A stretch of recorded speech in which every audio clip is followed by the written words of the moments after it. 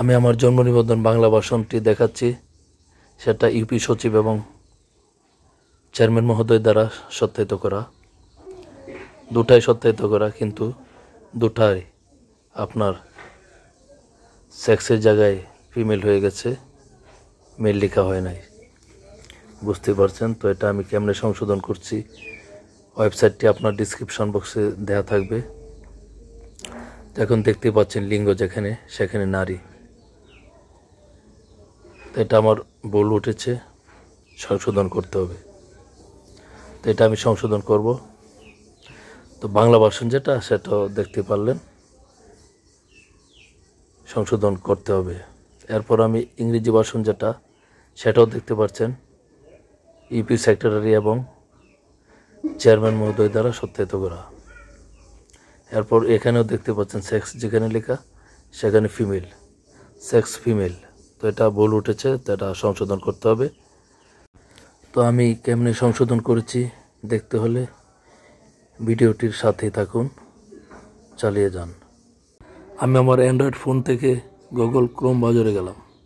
এরপর bdrise.gov.pd যেখানে আছে এখানে লিখে চার্জ দিলাম। দেওয়ার পর এই পোর্টালটি চালু হয়েছে। তো জন্ম নিবন্ধন নাম্বারটি আমি সঠিকভাবে দিয়ে দিলাম এবং জন্ম তারিখ সেটি আমি সঠিকভাবে দিয়ে দিলাম। ক্যাপচা একটি ছবি আছে, ছবিতে যে অক্ষরগুলো আছে সেগুলো আমি সঠিকভাবে টাইপ করে দিয়ে দিলাম। এরপর অনুসন্ধান যেখানে লেখা সেখানে ক্লিক করলাম। করার পর দেখতে পাচ্ছেন আমার নাম ঠিকানা এসে গেছে। তো নির্বাচন করুন, সেখানে ক্লিক করব। কনফার্ম, আপনি কি নিশ্চিত? কনফার্মে ক্লিক করলাম, নিশ্চিত। এখন বিষয় যেখানে সেখানে আমি নির্বাচন করলাম। তো আমি লিঙ্গ সিলেক্ট করলাম, চাইতো সংশোধিত তথ্য মেল দিয়ে দিলাম, এটা ফিমেল ছিল, ভুল লিপিবদ্ধ করা হয়েছিল, এটা ক্লিক করলাম। দেশ বাংলাদেশ সিলেক্ট করলাম, বিভাগ ঢাকা সিলেক্ট করলাম, জেলা নির্বাচন করুন, আমি আমার জেলা নির্বাচন করলাম। সিটি কর্পোরেশন অথবা উপজেলা, আমি আমার উপজেলা নির্বাচন করলাম। এরপর হচ্ছে আমার ইউনিয়ন, এরপর হচ্ছে আমার ওয়ার্ড নাম্বার দিয়ে দিলাম। এরপর হচ্ছে ডাকঘর বাংলায়, তো আমি আমার ডাকঘর বাংলাতে লিখে দিলাম। এরপর হচ্ছে ডাকঘর ইংরেজি, তো এটা আমি ইংরেজিতে লিখে দিলাম। গ্রাম, আমার যে গ্রাম বার্থ সার্টিফিকেটে সেটা আমি দিয়ে দিলাম। এরপর হচ্ছে গ্রাম ইংরেজিতে দিয়ে দিলাম। বাসা ও সড়ক নাম্বার এটা আমি দিলাম না। স্থায়ী ঠিকানা বাংলাদেশ, বিভাগ ঢাকা, জেলা আমার যেটা সেটা আমি দিয়ে দিলাম। একই সিটি কর্পোরেশন অথবা উপজেলা দিয়ে দিলাম, ইউনিয়ন দিয়ে দিলাম। এখন আমার ওয়ার্ড নাম্বারটি দিতে হবে, তো আমি আমার ওয়ার্ড নাম্বারটি আমি দিয়ে দিলাম। ডাকঘর বাংলায় আবারও আমি দিয়ে দিলাম। এরপর হচ্ছে ডাকঘর ইংরেজিতে আমি দিয়ে দিলাম। গ্রাম আমার গ্রাম যেটা সেটা আমি লিখে দিলাম। এরপর গ্রাম ইংরেজিতে চাচ্ছে, তো এটা আমি ইংরেজিতে লিখে দিলাম। বাসা ও সড়ক এটা আমি দিলাম না।